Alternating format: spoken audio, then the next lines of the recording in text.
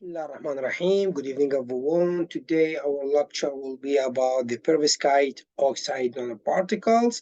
Our lecture today will be, let me say, simple because we will take simple information, explain to us what is the perovskite oxide made from one, what is the most important containants inside the perovskite oxide, how many kinds we have, what are the most important kind in perovskite oxide nanoparticle, if the perovskite oxide is soluble in water or not, and this is advantage or disadvantage. Uh, let's after that do a simple comparison between the perovskite oxide and simple comparing between perovskite oxide and traditional solar cell, which one is better, which one is cheaper, which one is easier to us to specifically in manufacturing section, cheaper, and many simple questions like that we will try to answer. Okay. Here, like I said before, what is the purpose of perovskite? Which one is better, silicon or perovskite? Uh, what is the important elements make the perovskite unstable or stable? How is the perovskite made? Made from what? If the perovskite is soluble or not, like I said before. Now let's take a look to the next slide and try to answer the first one. What is the perovskite oxide? Actually, we'll try to give simple definition to what is the perovskite oxide. Perovskite oxide are compounds consisting of two or three simple oxide having one condition. These two or three simple oxide must having a high melting point. By that, the preparation of pure perovskite oxide, or we can say the integration of metal oxide, should be conducted at two important things: high temperature and high calcination time, long calcination time, leading to low surface area. Now let's talk about the general formula about the perovskite oxide, like we know and explained before, AbO3.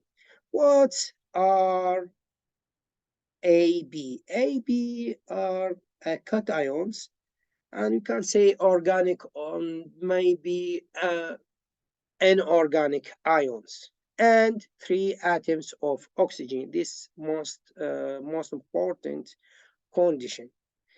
If this number three change, that means we dealing with another perovskite, another structure. Okay, and I will explain why we have just three atoms of oxygen and one from each A and B by using another image to illustrate that to us and prove it to us. Now, how many kinds we have? We have many kinds actually from perovskite oxide, but the most important three is cubic, tetragonal, orthorhombic.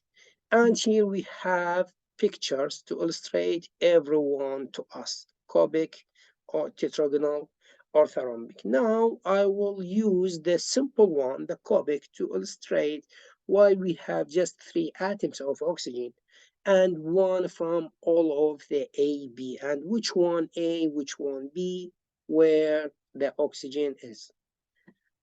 Here, B will be at the center. Oxygen will be at each corner from this orthorhombic shape, and A will be at one at each corner from this cubic. That means we have 8, but actually from this ball we have just half of quarter share in the inside this cubic, inside this structure. That's mean here half of quarter, 1, 2, 3, 4. That's mean here we have half at the bottom and half at the up. Half plus half equal 1 of A. Now what about B? B actually we have totally 1 B, 1 atom of B. Now let's talk about the oxygen.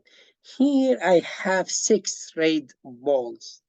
Why we say just we have 3? Because actually the oxygen just share half of it inside this structure. That's mean have multiple 6 equal 3 atoms of oxygen inside this cage.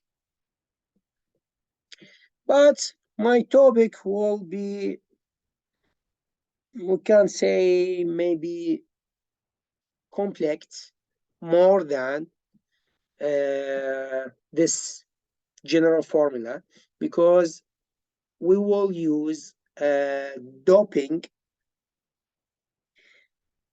That means we will add another element to this structure. Here we have X. It's a new element. This X is the doping rate. And here we have a condition. Always A and B must equal 1. Okay? And I will prove that by using 2 examples in next slide. Here, well, the doping rate is X, 1 minus X, B, X, O3. Here, A, B always must equal 1. And here at the last, by take a look to this structure or tetragonal or orthorhombic, we will see nice and symmetric structure. Now, I forget to say something, sorry. A approximately will be alkaline earth. Like we know, we have in the periodic table alkaline earth, rare earth, semiconductor, isolator, metallic, transition elements. That will be clear when we go to the next slides to take a look to this periodic table. I will deal with alkaline earth. All of these are alkaline earth. We will use lanthanum, calcium in the next example. And here will be rare earth. And all of these at the middle are transition metals, or we can say metallic metals. Okay, here we have this example, lanthanum 0.7, nitrogen 0.3, lanthanum 0.8, 0.9, calcium 0.1, and iron O3. Iron or manganese, all of these are metallic, or we can say transition metals. And O3 are constant at all of these examples. Here 0.3 or 0.1 is the equal X, equal the doping rate. Like I say, 1 minus X and the other are the same. Now let's take let's take deeper information about perovskite oxide by say what is the purpose of perovskite. Perovskite promoting to creating solar panels that could be easily catch more sunlight to can generate to us more electric power, including flexible texture. These materials would also be lightweight, cheap to produce, because perovskite is we have a lot of perovskite in our planet. Perovskite are easier to manufacture in manufacturing section. it's easier to us to dealing with it from silicon because it's easier to manufacture than silicon cells. The advance could lead to less costly solar power. We know in any project the cost is the cost and the results are very important in any project. Perovskites are, like I said before, we have a lot of perovskite in our planet. That's mean abundant and much cheaper to process than crystalline silicon.